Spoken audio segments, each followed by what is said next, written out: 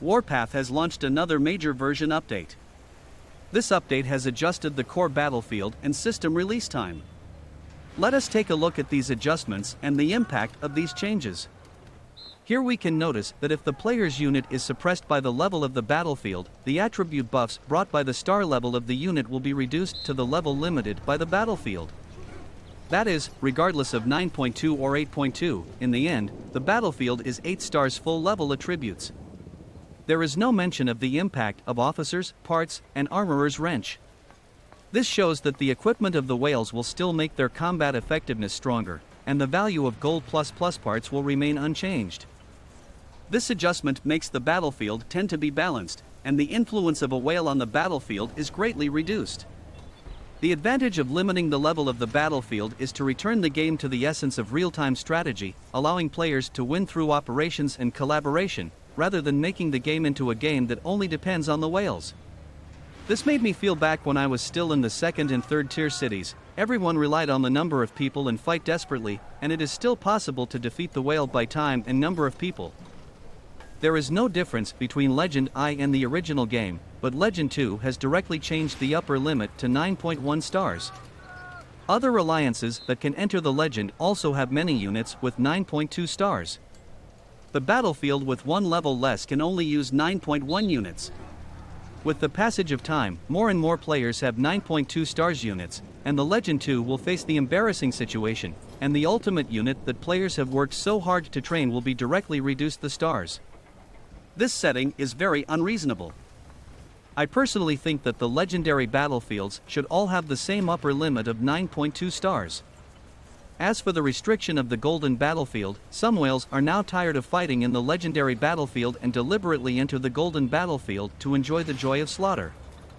This kind of restriction makes them lose their advantage, which is equivalent to blocking their downward passage. They can only get the best condition by fighting endlessly on the high-level battlefield, which limits the gameplay of this part of the whales. Because of the existence of alliance gifts, more and more whale players are now concentrated in the top alliances, which also widens the gap in combat effectiveness between top alliances and non-top alliances. The restriction has narrowed those gaps, and overall I like this change. It can force high-level players to move to high-level battlefields as much as possible, but for players who want a smurf, there is nowhere to do it. I don't know if this problem can be solved by adding the robot battlefield or other small-scale gameplay. The cancellation of time group matching can allow players to connect faster. It is just that the algorithm needs to be more fair, so as to avoid the situation where the alliance with low combat effectiveness directly encounters the alliance with high combat effectiveness. Advance the opening time of the first season of the new server. In the previous rules, the opening time of the first season needs to wait until the timeline of the third tier city is completed, and the scope of the battle will be limited to several adjacent servers. Combined with the direct mixing and matching of the alliances entering the season, it should mean that it will not only fight between a few servers after the third tier city is completed, but directly enter the entire alliance pool for matching. The 8.1 version can be said to have greatly accelerated the development time of the game. After 75 days, you can enjoy the game experience that you could only enjoy after 300 days in previously version. This is good news for the new whales.